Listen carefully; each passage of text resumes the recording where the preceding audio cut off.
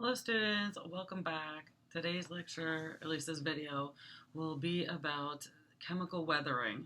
This is part of the carbon cycle and is a very important part of the carbon cycle. So I'm probably just going to do this video and one other one because I really want you guys this week to read about it, watch this lecture maybe once or twice, maybe even reach out and look for other videos that you can find regarding chemical weathering.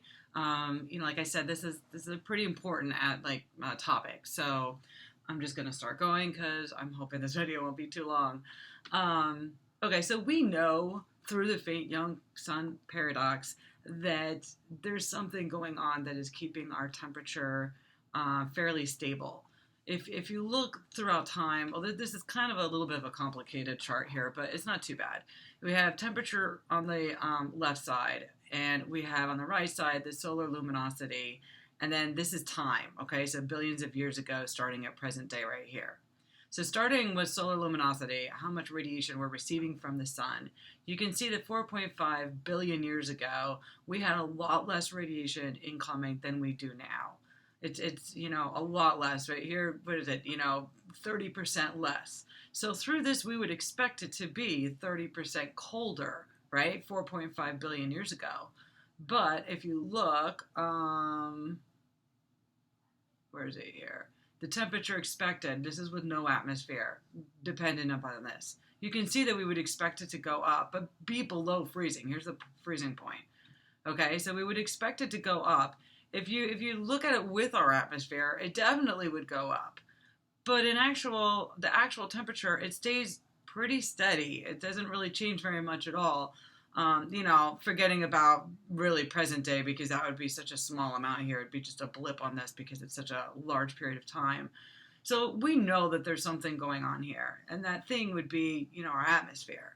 So I'm sure you guys, if you've taken a climate change class, maybe with Professor Bartholomew, or someone else here in the department, you might know that Venus has a large amount of CO2, and so that's what keeps Venus, its temperature so hot. So we have a lot of CO2, and in prior times, 4.5 billion years ago, we had a lot more CO2 than we do today. So that's helping keeping us at the steady state. Let's see. Yeah, I hit this. Okay, so what's going on here is a process called chemical weathering. This is a chemistry type of idea here. We're going to be looking at the ways that these rocks actually come together. So this side over here is going to be the igneous rock. This rock is brand new rock. It's just brand new. It's not been exposed very much at all. And that, when it combines with CO2, we get this side over here, which is going to be carbonate. This is basically limestone. Limestone is real brittle with this SiO2. This actually is called the Urey reaction. So let's see. The thing I wanted to point out right here actually is that the inclusion of the CO2 of a gas in this equation means that it's going to be very temperature dependent. So there definitely is a dependency to temperature with respect to how fast that this is going to move, or on which side is going to be stronger than the other. So if we simplify this, then we're going to get this down here, which is basically going to be, our igneous rock added with the CO2, and it's going to get carbonate. This is the basics of weathering. This is what weathering really is. Okay, actually it's taking CO2 from the atmosphere and storing it in the rock. Okay, because what's happening here is that the CO2 is going to combine with rain. Okay, and then when that rain hits the rock, this igneous rock, it's going to turn into the limestone. And then that limestone will get subducted down into the deep earth. And at that point, after billions of years, it'll separate into igneous rock and then CO2 again. It'll separate back out. It'll go like from this side to this side of the equation. And on that side, volcanoes will actually spew out the CO2 in the atmosphere, or a different outgassing from other, areas where we have plates coming together. And, the igneous rock will then be left over, and that will eventually, after billions of years, come up to the surface. or through some other form, and then that process will happen over again.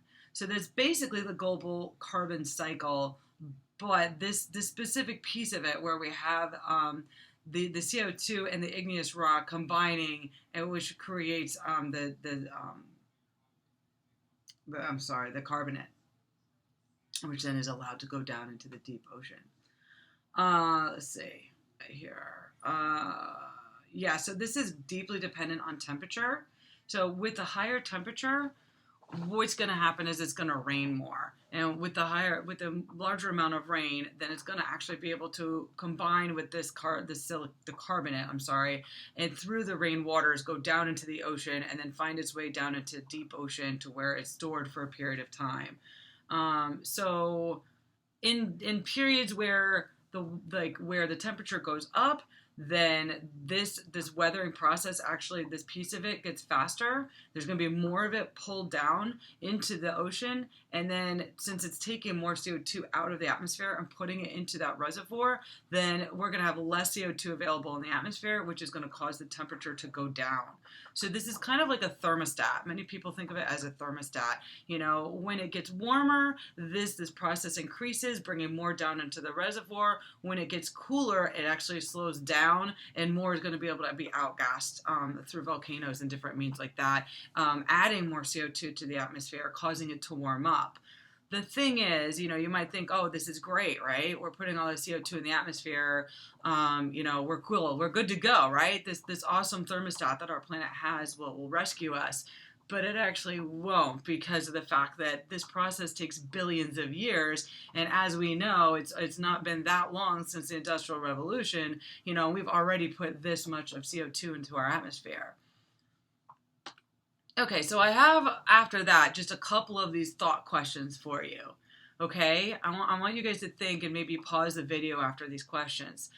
Does the tectonic movements that lead to new mountains or formations, does this actually increase or decrease atmospheric CO2?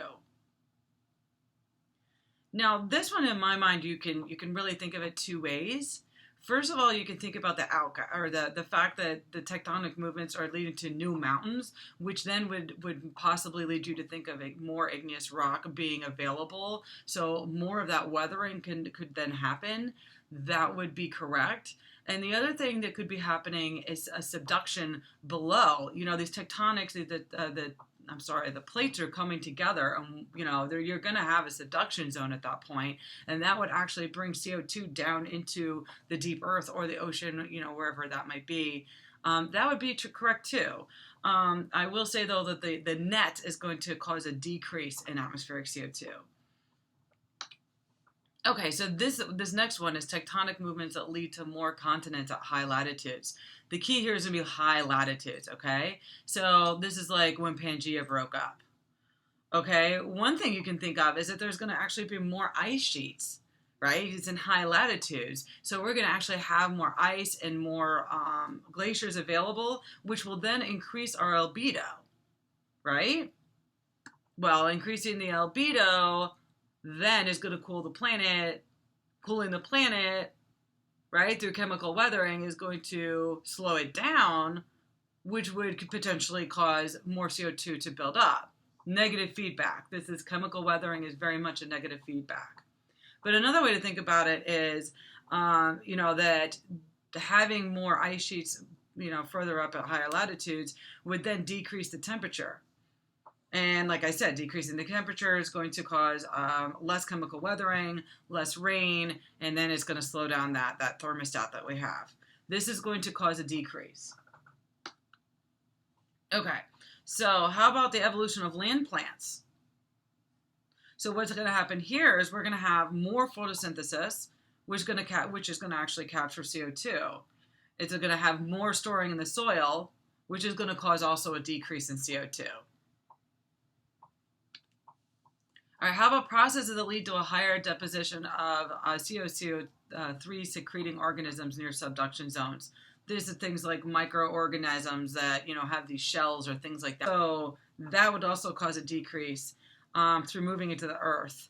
right? We're going to have those subduction zones under the ocean, those things that are going to die eventually. And once they die, they're going to settle down into the ocean, be brought down through subduction zones, and then be caught in that reservoir, that carbon reservoir, down deep.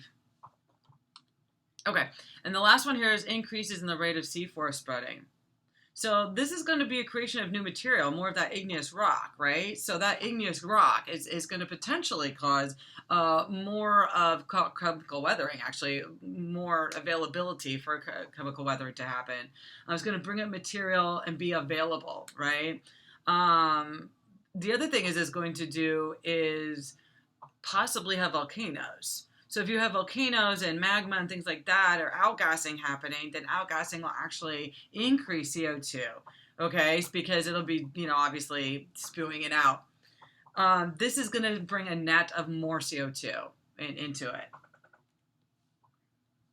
So that is what I have. I really want you guys to kind of focus on this when you're reading. Make sure you're reading it carefully. Make sure you understand this concept. This is really the basics of the global carbon cycle, and carbon weathering is a really big piece of the carbon cycle. So please, take good notes, and I'll give you a homework set to make sure you guys understand it properly. But bye for now.